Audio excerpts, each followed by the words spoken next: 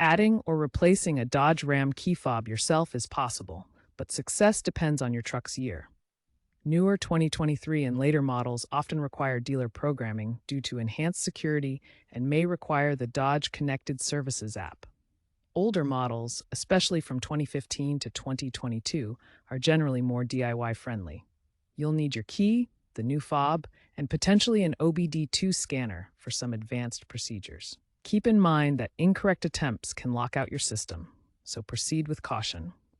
Always check your vehicle's manual first. For older Rams, verify compatibility in your manual and try this common DIY method. Enter the vehicle, close all doors, and cycle the ignition from off to run rapidly, about 8 to 10 times within 10 seconds. The vehicle should chime or honk to indicate it's in programming mode. Press the lock or unlock button on the new fob to program it. Repeat for additional fobs. Exit by starting the engine.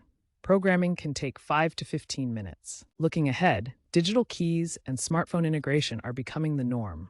Expect to see less DIY and more app-based programming or subscription services for key management in the near future. Physical fobs may become obsolete by 2028, replaced by NFC Bluetooth keys and AI-driven diagnostics.